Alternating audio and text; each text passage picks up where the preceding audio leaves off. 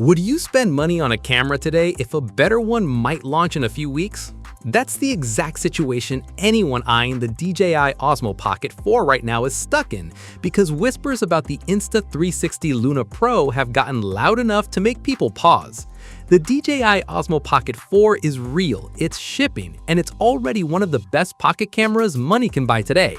But if even half of what's leaking about the Luna Pro turns out true, it might be worth holding off. So let's break down what we actually know, what's still rumor, and whether patience pays off here.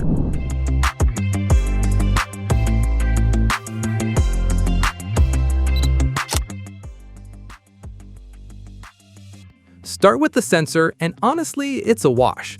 The DJI Osmo Pocket 4 runs a 1-inch CMOS sensor, and leaks suggest the Insta360 Luna Pro is built around the same size chip, so neither camera wins on paper here. It's the glass in front of the sensor where things get interesting.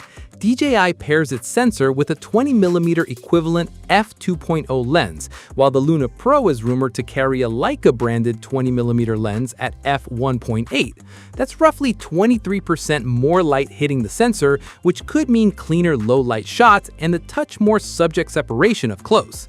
It's not a massive gap on a sensor this size, but every bit counts when you're filming after sundown. Now here's where you have to pick a lane. The Osmo Pocket 4 shoots 4K at up to 240 frames per second, which is genuinely impressive for slow-motion junkies.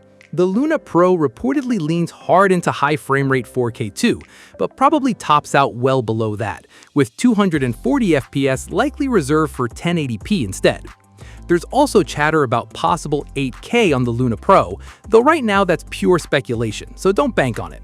Dynamic range looks evenly matched though, with both cameras rumored around 14 stops. And on color, DJI's D-Log-M meets its match in the Luna Pro's 10-bit iLog, paired with actual Leica color science, which could be a genuine draw for anyone who loves grading footage. Stabilization is DJI's home turf, and the Pocket 4's 3-axis mechanical gimbal backs that reputation up. The Luna Pro is expected to match it with its own 3-axis gimbal plus Insta360's flow state processing layered on top. But when it comes to tracking a moving subject, DJI's Active Track still seems to have the edge based on what's out there. Where the Luna Pro might actually leapfrog DJI is the display. Instead of a fixed rotating screen like the Pocket 4's, the Luna Pro is rumored to feature a detachable OLED display that doubles as a wireless remote. For solo vloggers or anyone filming presentations from a distance, that's a real workflow upgrade. Add in a lighter build at roughly 150 grams versus the Pocket 4's 190, and the Luna Pro is shaping up to be the more travel-friendly option.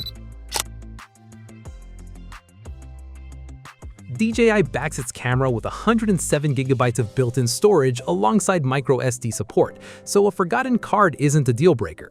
The Luna Pro leans mainly on microSD, though rumors point to some onboard storage too, possibly near 47GB, still unconfirmed. Audio looks like a dead heat, with both cameras expected to pack 3 microphones and 4-channel recording. Then there's price, and this is where it gets tricky. Current rumors put the Luna Pro around $150 above the Osmo Pocket 4's price point. For US buyers specifically, ongoing regulatory uncertainty around DJI adds another layer to weigh, since it could shape long-term software support and availability. If you need a camera today, the Osmo Pocket 4 is proven, capable, and available right now. But if the Luna Pro's leaks hold up, that lighter body, detachable screen, and Leica color could justify the wait for a lot of creators. So here's my question for you. Does $150 extra for those upgrades sound worth it, or are you grabbing the Pocket 4 today?